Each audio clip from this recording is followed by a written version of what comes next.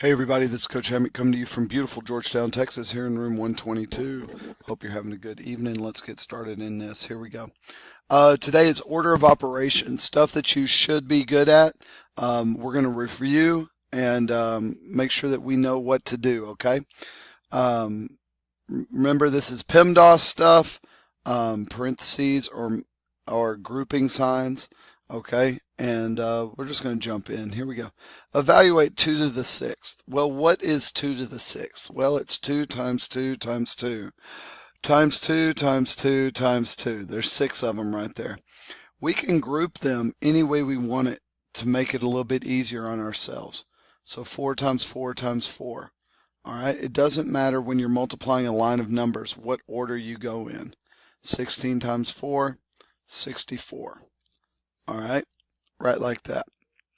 Okay, anytime it says evaluate, it just means simplify the number, or what it would be is solve. Okay, 4 to the 4th power, well, 4 times 4 times 4 times 4, 16 times 16, 256 right there.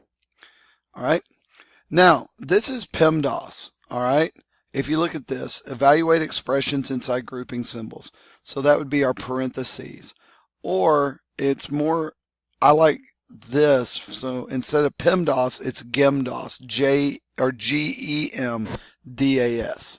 All right, so grouping, exponents, or evaluate all powers, multiply, divide, add, subtract. Remember, it's from left to right at the same time, multiplying and dividing. Left to right, adding and subtracting. So when we look at this, first thing we look at is there any grouping symbols? And in this problem, there aren't any. Okay, so then we go to exponents. Well, 2 to the 3rd, that's going to be 8. One thing you're going to notice when I work out problems, I am very methodical, and I go through and I multiply out. I do one thing each step, and then I go to the next step. So I don't have any more exponents right here. The only thing I've got is dividing and multiplying, and I go from left to right on this. 48 divided by 8, well, that's 6 times 3 plus 5. 6 times 3, 18 plus 5. So the answer to this one is 23.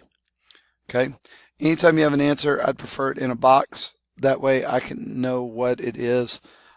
Just indicate it some way. All right, let you work this one out. I'm going to pause the video. You're going to work it out, and we're going to come up to the answer together. All right, ready? Pause your video, work it out, go. Okay, so as I work this out, you can see my work right here. I came up to an answer of 30. Now, the bracket is the same as parentheses. It's just used for different groupings. So you have the inside group, and then the next layer would be the brackets right there. And then if you could put parentheses around it, and you just kind of alternate between as you go. All right, so again, I'm going to pause this, and I'm going to let you work it out. All right, give you a few seconds to pause it. Okay, so this problem right here was kind of interesting because it ended up 5 times 3 times 5. And it really doesn't matter how we work this problem out. It's still going to be 15 times 5. If you did 15 here, it times the 5. It still works out the same way to give us 75. All right. Going on, let's work this one out together. 6 minus 2 is 4. All right, so I've got 12 divided by 4 on the inside of the bracket, squared with a 4 out front. So I work out the inside first. That's going to be 3. I've got a bracket right there. I've got a squared sign on the outside and a 4. A lot of mistakes are made right here. Remember, we've got to go to the exponent now. All right, 3 squared would be 9. All right, anything that touches a bracket or a parenthesis is multiplied. So 4 times 9 would be 36 right there. We get our answer, we put a box around it. Okay, now if you have a fraction like this, it is its own grouping symbol. All right, it's its own grouping symbol. So you could look at it like this. You got to work out the top, you got to work out the bottom. All right, 2 to the 5th, 2 times 2 times 2 times 2 times 2. Well, 4 times 4 is 16, times 2 is 32. Okay, so on the top, I've got 32 minus 12 over 27 minus 5 times 3 minus 2. All right, I know I'm kind of jumping around, but I'm trying to get it going here. So on the top, I've got a 20. On the bottom, this looks like it would be 15 in the middle. So 25 minus 15 minus 2. Okay, so let's see, what would that equal? Well, we'd have a 20 on the top. 25 minus 15 is 10, minus 2 is 8.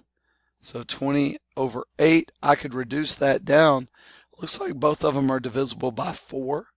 So I would go 5 over 2. And that is a perfect answer for me right there. Or if you wanted to, you could go 2.5. Either way works. I prefer this one. All right. Just that's an extra step. This semester or this year, I'm going to talk to you a lot about how mathematicians are lazy people. And so if you leave it as a mixed or an improper fraction, that's perfectly okay. Okay, so right here, what we've got the variables right here, and we have values to stick into the problem.